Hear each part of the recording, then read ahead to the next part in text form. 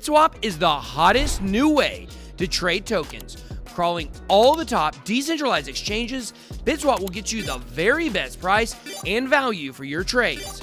BitSwap is changing the game. Try it now at bitswapdex.com. Welcome to Rice TVX and the latest episode of the Rice Crypto Show. I do apologize about my voice. I just got back from Florida. And while I was in Florida, I attended a few conferences.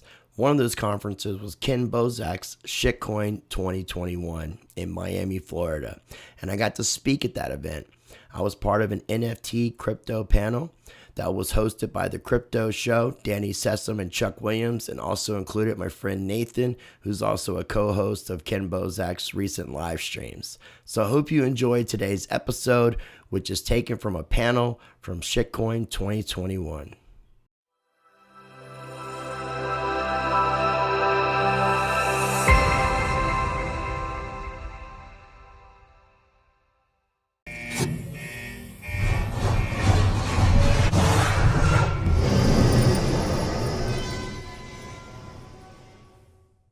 Stop texting me about crypto. Like everyone I told not to buy Dogecoin at 8 cents. They don't ask me any more questions because it went up to like 70 something. So many people made so much money, I wasn't one of them. All right, how we looking, Crypto Show? Great. You're just fucking eating pizza. Did you guys know he was there the whole time? Yeah, he was there. All right, that's cool. What about the rest of you? All right, so Crypto Show. We all here? We all ready to rock and roll? All right, ladies and gentlemen, you all familiar with the Crypto Show? Danny? All right, well, now you are. All right, so we're going to pass the microphone off to them. Stand up. Oh, Jesus Christ. Okay. All right, so yeah, well, give a big welcome to the Crypto Show. Woo! Shit, All right, everybody, my name is Chuck Williams. I am a stand-in co-host. I've been a co-host on the Crypto Show, and I'm making a return appearance today. I mean, if you go to thecryptoshow.com, you'll see my face there. We did a bunch of episodes, Danny and I, and Danny unfortunately couldn't make it here today. But I think in his stead, we have a newcomer to the crypto space with a token that's out there. The first meme-mined coin, Satoshi Nakamoto. Thank you for being here, Satoshi. Thank you.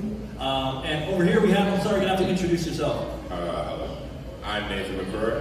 Nathan McCrorey, and brief bit about yourself. Just waiting for you to ask, that's all. My name is Love is the Answer. As an artist, I'm an NFT artist, very special these days. Nice. And I know, but everybody's becoming one, so it's not special. I know. And I also work at Superworld. We sell digital real estate. So, nice. There you go. And Chris Rice. Chris Rice, host of Rice TVX, formerly Rice Crypto, content creator. Crypto is just part of my tool belt. It is one of the tools that gets us to freedom. And if freedom is something that you love and you want to explore more of outside the world of crypto. Hey, Chris, sorry, Rice. I need to say a quick announcement. Anybody own a white Lexus that's parked outside out back? Anyone own a white Lexus? It's getting towed. White Lexus. White Lexus getting towed. All right. Get your white Lexus or it's going to get towed. And at the same time, make sure you go out and check out my channel, Rice TVX. I think that was a joke. Just don't let him touch my white Yugo.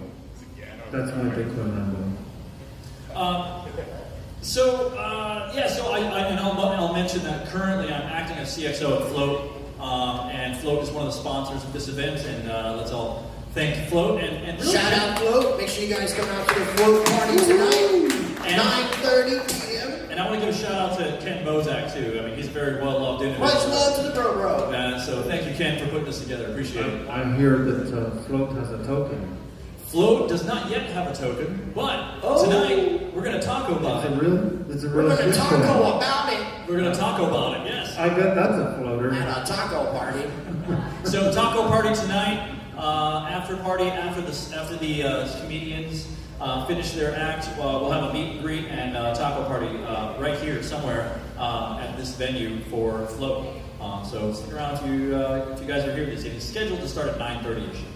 So anyway, so we're here to talk about shit coins, I guess. We have whatever shit comes from. Wherever shit comes from. Yes. So Satoshi, I mean, I gotta bring the question to you first. I mean, tell me, like, what is the real point of Monero and the shitcoin? Have you ever met a Monero maximalist? I've never met a Monero maximalist. No. I don't know. I think they're on par with Bitcoin assholes. Oh, okay. So this is just a joke on Monero maximalists, and it started out as a joke, and people started to like it, and it's a fun idea, and we do different charity work that we've done for a long time, and I'm going to wheel that into the aspect. Well, I have to say, I mean, as shitcoins go, I mean, Monero's been my favorite so far. I don't own any of it. Why not do good shit? I have to mine some. I don't know. I mean, how do I get Monero? Well, if you make a shitty meme and post it on the Monero social medias, we'll send you some Monero. Ah, okay. And so it's meme mined. It's meme mined, right on. Okay. So I meme mine it, and then I get some shit. Yeah, we'll send you some shit. So if I send you shit, you're gonna give me shit. Yeah, you give me shit, I'll give you shit back. All right. Well, I don't know. Okay, awesome. Well, let's carry it on. And it's actually private, isn't it? I mean, you don't want to just shit in public. You need a private shit, right? True. Yeah. Okay. So we're doing this on the same platform that Pirate Chain is on, so it's going to be on Komodo. Okay. And it will actually be private shit. Nice. All right. Private shit coming in at shit. All right. Flushing out to the community, I suppose. Oh So yeah. I'm sorry. I want to invite these other guys into the conversation a little bit. I'm sorry. It was Nathan and Chris. Is that right? Yes. Okay. So Nathan, let me ask you your perspective. Now, I get the impression that you've been NFTing for longer than most people, and now it's just blowing up, right? I would love to hear your take on, like how the rest of the world is now encroaching on your space. No, I think it's a good space for everybody, to be honest. I think it's we're pretty inclusive. There is like a craze or a rush on it, but I mean, I'm not sure it matters. I think art should be kind of an open space anyway. The market will kind of dictate what people think is good or bad because it will either sell or it won't sell. So in terms of people like quote unquote like flooding the market or just kind of getting into it because it's fashionable, I'm not sure it matters as much as people just being able to sell their art. And a lot of people are just going to stop doing it if it doesn't sell. So it doesn't really matter. I've been successful when things were down, I've been successful when it was up. So a lot of it has to do with your drive as an artist, your ability to kind of capture whatever emotion you're feeling and putting it into the work. And that'll kind of take care of all those other issues. So you think the best shit's going to rise to the top? And I should mention here, I'm curious. So Float, we're planning to at some point launch NFT minting, and so you would be able to post your art on the social media platform Float. Is this something that you would find valuable, or how are you doing it these days? Yeah, I mean, I say whatever floats your boat or finds your lost remote. That was a floater. Yeah, I mean, we'll just let that shit float on the top. Say again? We'll let that shit float on the top? Yeah. Yeah, I mean, I'm down with whatever platform is doing stuff, to be honest. Okay. Like I said, it either will or won't sell, but I think as long as you're like putting your soul and your life force out there, it doesn't really matter where you put it, people will find it. Nice. That's great. I have a question for you. If I'm hosting my memes on social media and I want to sell them, can you guys put a wallet on Float so that I can transact with my memes? Well, that is the idea, yeah. I mean, we've got a Bitcoin wallet right now, but when we get the Float token out there, you'll be able to trade, buy, sell, list products and services for exchanges of whatever kind of tokens we support. Ain't that some shit? Yeah, it is some shit. It's some serious shit. Now, Chris, you must have some take on this. Like, this whole shitcoin craze, the NFT craze, you've been in the center of this kind of hurricane that's been going on for a long time. Chris and I met many years ago back in Denver when he was doing a giveaway, a Dash giveaway with you and Ken. I was working right? with Bitcointopia at the time, if you remember that scammy project. Yes, Bitcointopia. That was a shit. Yeah, I had to expose that shit. Yes, and it was a good exposure because there's a lot of shit out there, right? Unfortunately. Yeah. But yeah, man, I definitely feel like we're here in Miami. It's 2021. The Bitcoin 2021 conference is happening. We are currently here at Shitcoin 2021. Some people may think it's a derogatory term, but I'm not a maximalist. And I appreciate what cryptocurrency and blockchain is offering to humanity as a whole. And when you look at the idea of being able to have options and freedom, that's what people need to be able to take advantage of. As a content creator, I do involve myself with projects, and I was going to try to do a presentation today about a project called Nexus.io. And I am going to be doing some giveaways, so if anybody wants some Nexus, download the Nexus wallet. That would be on Android and iOS. If you can't find it on iOS, come talk to me. But Nexus blockchain, and I'm going to be giving out some Nexus. And something really cool that Nexus is going to be doing here in the next couple of months, they're going to be launching their NFT assets. And they have their mobile wallet, as I was telling people they can download, and I'll give you some Nexus. They're going to be offering people to be able to create NFTs inside the mobile wallet, be able to manage your assets in the mobile version. Now, being that we're talking about Bitcoin 2021 being a maximalist event, when we think about NFTs, the good thing about NFTs and people that need to be open-minded and think about it is to not be a maximalist of any sort and be as blockchain agnostic as you can, because there's different things that are offered on different platforms and people can take advantage of that. So even though I love Nexus and Nexus is going to have NFTs available, I wouldn't do all my NFTs just on Nexus. But I do encourage people to check out the platform, and I do encourage people to check out all the different platforms that make NFTs. Unfortunately, like something like Ethereum, when the transaction fees get high, it makes it very costly for people to be able to sell the NFTs and actually make profits. So you have blockchains like Wax, you have Float that's going to be offering it, and Nexus. So we have a lot of different options coming up in the future. And then the other thing about NFTs that's so much possibility is a lot of people are focused on the art aspects of NFTs. But NFTs have so much more possibilities as far as real world use case. Anything that's done in a certificate or a license that the government issues, even though I'm not a fan of the government, these things can still be put in NFT form. So I definitely really would encourage people to look outside the box and look at the broader perspective of what the NFTs can be able to offer the space. Another really cool thing about NFTs, about Nexus, is that when they launch their satellites, they're going to be tokenizing those satellites in NFT forms. So you can be able to earn passive income off the LEO satellites that are going to be launched up. We'll be able to earn shit on your shit from shit in the sky. In space. You can earn shit from shit in space. Right. What a shit storm. And I'll say, like, I've met Colin Cantrell, the main code author for the Nexus project, and I like the Nexus project. I own some Nexus tokens. I think that is some shit. I think well, you will need a translator though to talk to him because he speaks Cullen.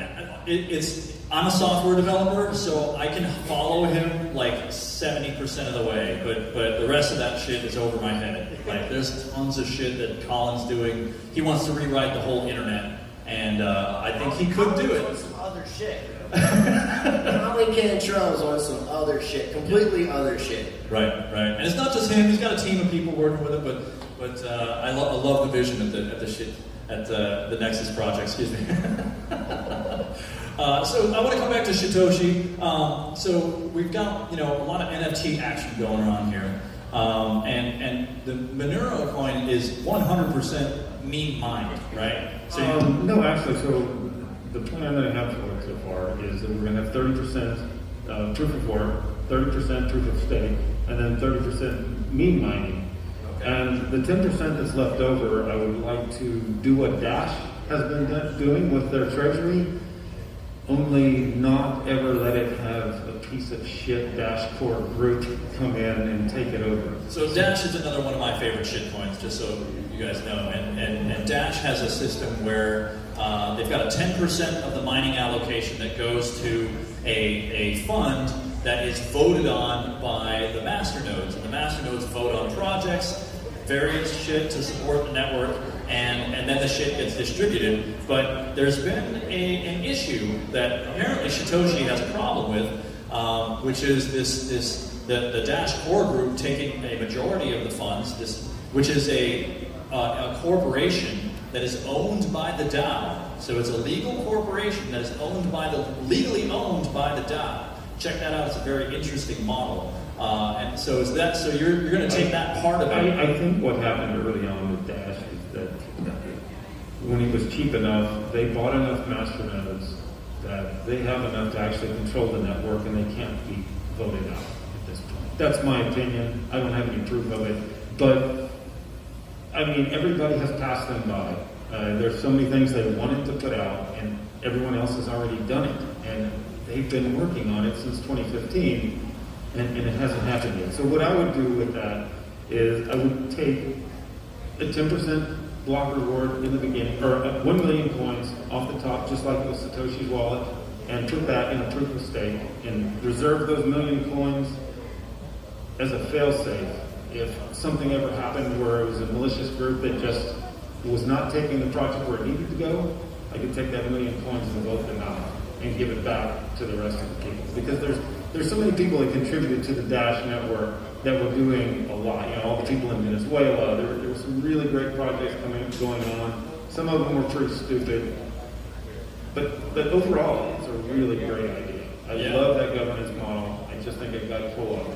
Yep, yeah, and that happens sometimes. I mean, there was I don't want to go too much into it, but there was some corporatism that kind of came into the Dash Core Group as a corporation, and you know, it didn't maintain its decentralized model, and that's one of the things you got to watch out for with these shit coins. You don't want too many things to become overly centralized. That's kind of one of the foundations of this whole movement is making sure that the things are decentralized, and maybe even better than decentralized is distributed, where everybody has access, and everybody can access, and everybody can earn, and everybody can vote.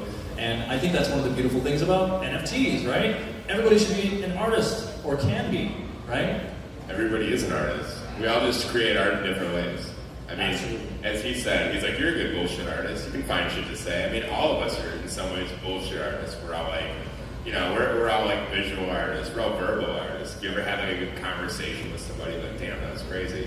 I mean, we're all good at something, and we're all creating art all the time. So I think it's just acknowledging ourselves, our creativity, and our life force, and just kind of giving value to that. Can I take a picture of my house and make it an NFT and just sell my house as an NFT?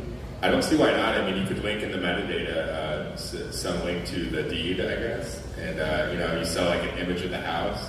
I mean, you could even come up with like a piece of virtual real estate through Superworld or something to tie that all together in the metaverse. I know that was some of the ideas that the Bitcoin guys were working on before Ethereum, when Vitalik was still part of the Color Coin project with Bitcoin.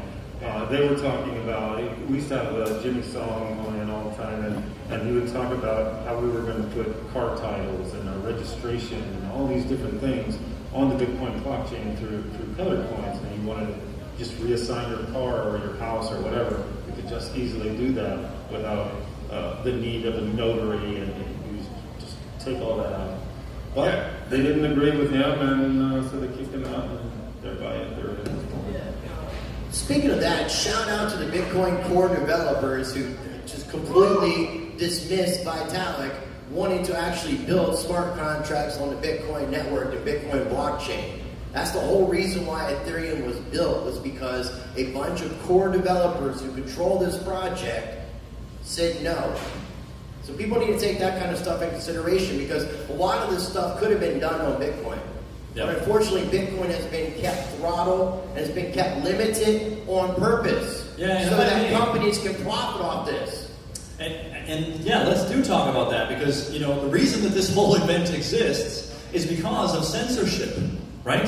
The Bitcoin maximalists over at the Bitcoin conference who are censoring us. They're censoring us. The Bitcoin community is censoring the shitcoin community. Literally, if you buy a ticket to that conference for $900 whatever, or you were lucky enough to get into the raffle or auction for the whale ticket that started at 3 Bitcoin, which is not cheap, if you got one of those tickets, you'll see on there that they explicitly call out no talk about anything other than Bitcoin in the halls of the conference. But as Ken said earlier, you got Tony Hawk mint NFTs on Ethereum, and he's over there speaking. Yeah, and isn't that something? Isn't that ironic? See, the Bitcoin maximalists they're going the way of the dodo.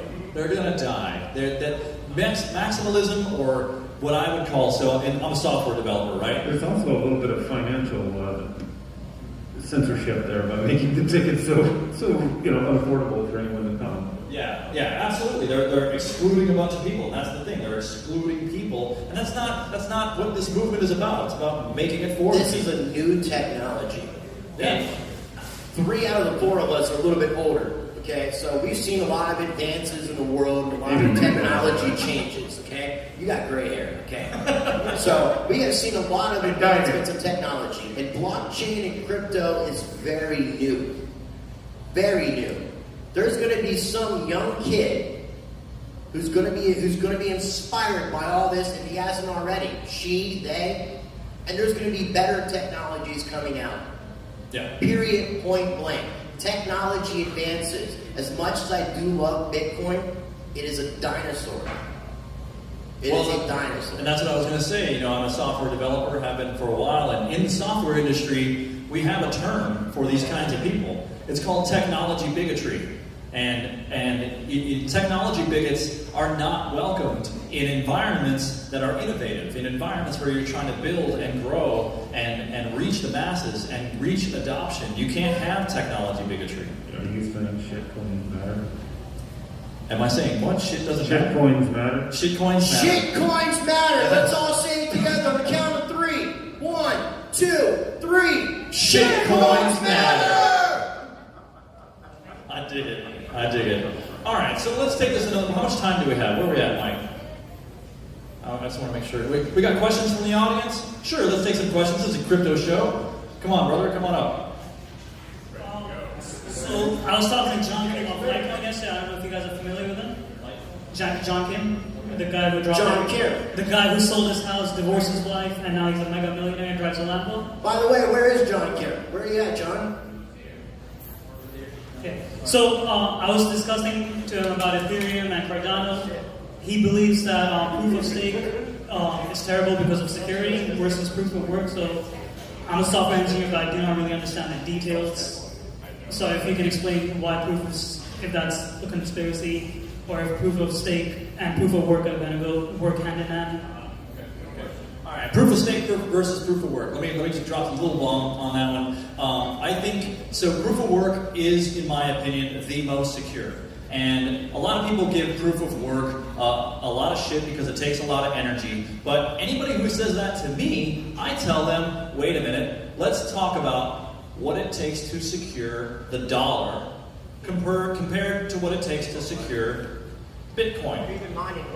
I mean, how many lives have been lost? How many oil fields have been blown up and mined? How many bodies have been blown to bits? How many things have happened? What is the cost?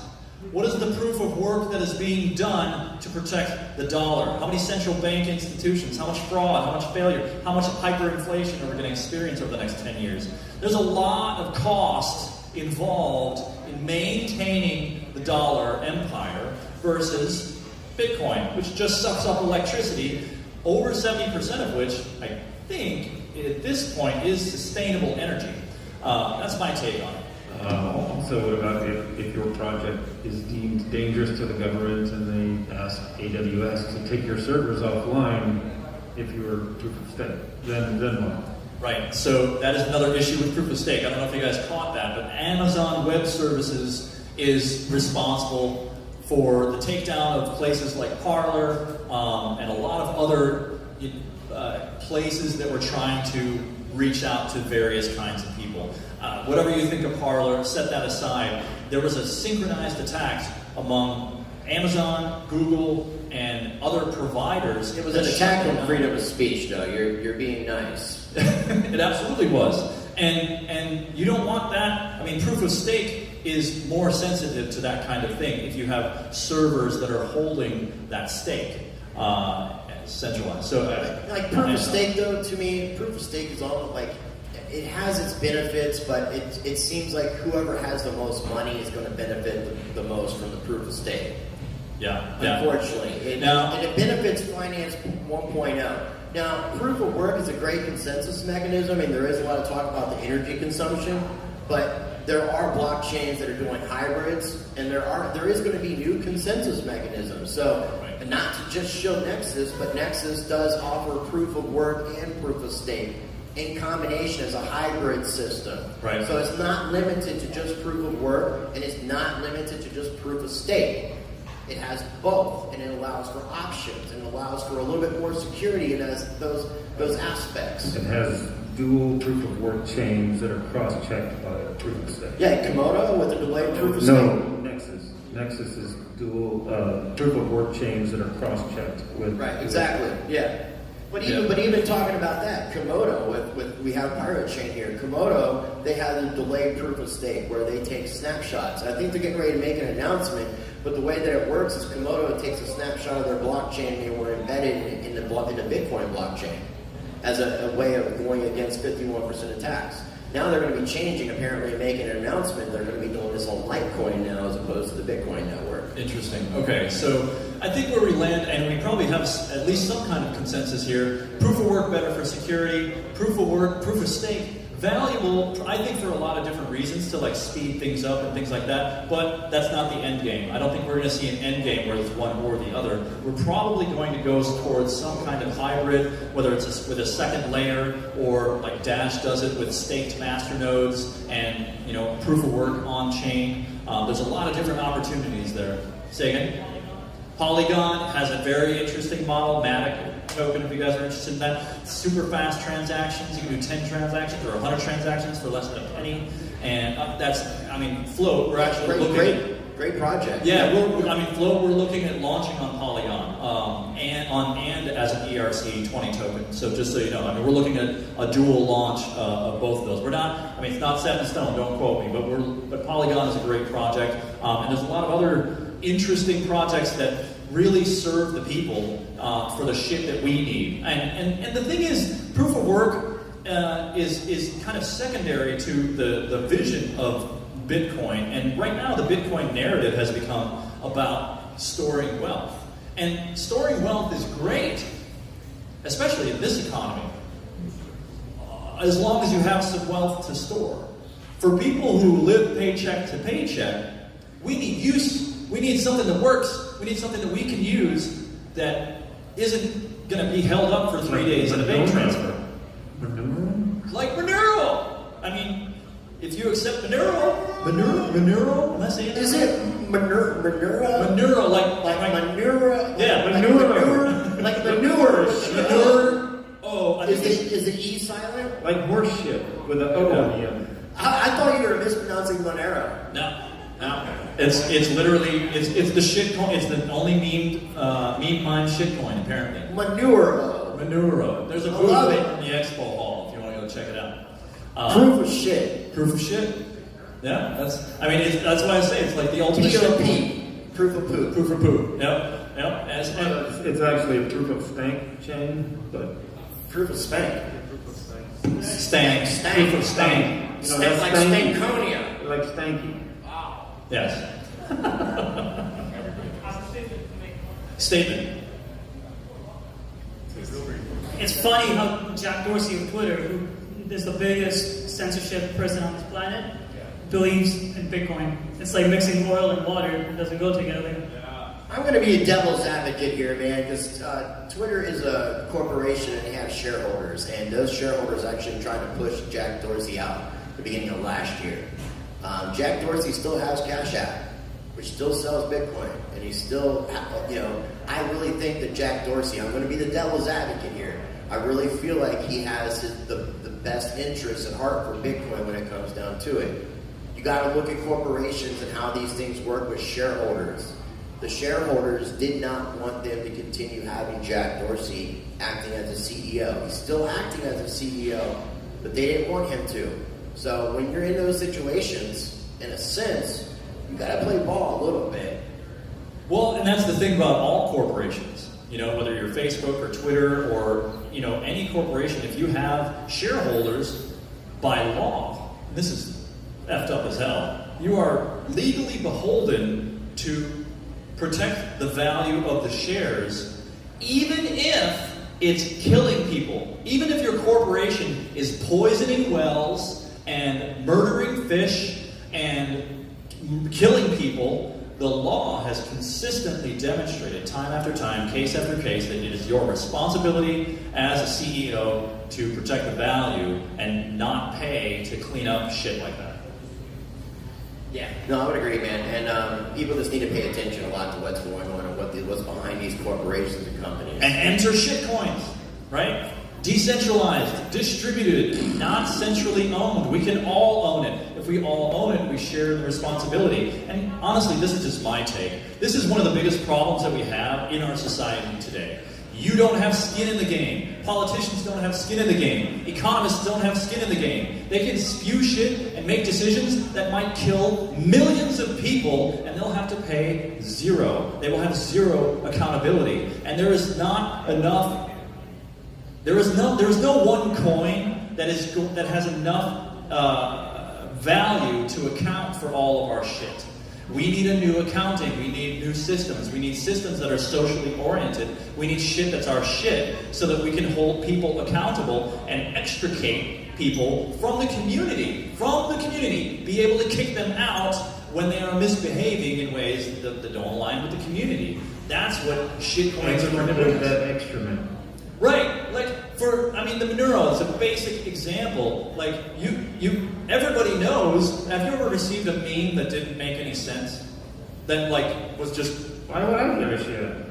You love it? Yeah, if people want to put the time into making a meme, it doesn't have to be a shit meme. Oh. We encourage it to be a shit meme. Okay. But it could be about anything. Encourage, it doesn't have to be required. I love it. So if anybody who takes the effort to put forth any kind of meme, if it's something... They'll hopefully they actually put the effort into it. I even thought of some ideas where I would get people who are really into memes and give them a large amount of coins and try to get their friends to post memes and then pay their friends. Okay. Try to expand the network that way. Okay. So you are distributing like meme nodes, Right. Meme nodes. I get it. I got to build up that meme pool. But it's easy to access, right? You get on the Telegram channel, which has grown a lot since Telegram, Twitter, okay. Facebook, smoke signals. I think it's a great model, though. Like, we all need to be able to contribute our shit. Hey, does anybody in the audience have any other questions about what we're talking about? Thoughts? This is an interesting topic. We've got one here with the pipe chain. You were just saying, everybody accounting for shit. I was thinking in the corporate world, we call it externalities. So it's all the fucked up things that happen. They don't account for it, or else the price of the value, effective value, the value will be lower. Because they take out all the shit, it looks to be higher, but it's actually much lower. Right. Somebody else has to pay for that. Right. It's like Goldman Sachs, they de-risk all the time. And everybody, we're just selling products. They just pass off the shit. They just keep passing the shit down the line. Yeah. So for those who may not have heard in the back, he's talking about how in the financial world, they account for the shit that blows up, the shit that people are not accountable for. They call them externalities, right? And I'm willing to bet that there's probably some hedge funds that are doing research on how to maximize profit and leverage these kinds of externalities to the best of their advantage. I can imagine there's tons of those kinds of scenarios where you're investing in, some kind of mining project or oil drilling project in the Amazon forest, right? And they don't care about the fact that they got to burn down, 20,000 acres of old growth forest to get at whatever the fuck they're after. It's not that, and I'll tell you, honestly, it's not that they don't care. There are people in those systems that care. They're like, oh, I'm sorry, we're burning down the forest, But those are the minority. Those are the people who are just workers. I'm just doing my job. I gotta get paid. I gotta go work the rig. I got sent down to blah blah blah to do blah blah blah. And that's just my job. And that's most of us. Most of humanity is in that shit. But there's a minority of people who are psychopaths and attract themselves to those positions of power, and they don't give a shit. They don't care about all of our shit. They don't care about the future of humanity and all that shit. And and they just call them externalities and say, look, my shareholders are appreciating what I do because I make them money. You know, it's just, that's what they're looking at. And that's why we need new shit. That's why we need new social tokens so that we can really bring reputation and merit and value back into our shit. Any comments? It just made me think of Black Mirror when we're trying to like do credit scores and all that. I mean, it's like I love crypto and blockchain, but I don't want to go to that reality. Yeah. Well, I mean, but I get the reputations, the points, and the scores and things like that. But it just makes me think of China and. No, you're right. You're right. But that's why we need to make it open, right? Open, opt-in, voluntary. And then it's all right, because it's already happening right now. I don't know if you guys are aware, but there's some evidence out there. There's some people who are leaking information about various kinds of scores that Facebook has on you. You are being scored. If you've ever posted anything on Facebook, they have what's called a VH score. Anybody know what the VH score is? Ah, good. Van Halen? No. The VH score in Facebook is your vaccination hesitancy score. Mine's high as hell. There it is, right? And they are using that algorithmically to affect who sees what. I don't need a vaccine. I like shopping carts. Nice. I have a question about Superworld. What is Superworld? Because I recently talked to Vit Jetlika from Lieberland, and he's talking about making a virtual, country over there. How does that differ from what you're doing? Tell me about Superworld. I want to know about this VR. All right, so we're a world mapped over the real world. So a lot of these platforms are very similar to, like they'll maybe encompass a small area, or they'll be maybe more like a typical video game or cartoon sort of thing. We're like over the actual world, so it's just adding content to the real world, sort of like Pokemon Go was doing. Except you'll be able to create your own Pokemon Go, or like Aircoins. Like augmented reality. Yeah. Nice. So this is an app that you download. You can take pictures and add to the world that way? Is that how? Yeah, so we have an app right now that's a beta. Anybody can get it. We're kind of across all platforms. We're blockchain agnostic too. But the ultimate goal would be just to allow everybody to access the metaverse through our app. And it's kind of like a portal to a world that's around us that we don't really acknowledge all the time. Nice, yeah. Same like Wi-Fi is or something. It's there, but you can't like feel it or see it. But we know it's there. It's doing something. Nice. Yeah, I think that's one big enhancement that we're going to have in our future, especially as we create, there's no more, so the way that I'm looking at it, and by the way, the IRS and the SEC are looking at crypto this way also. It's all property. It's all property.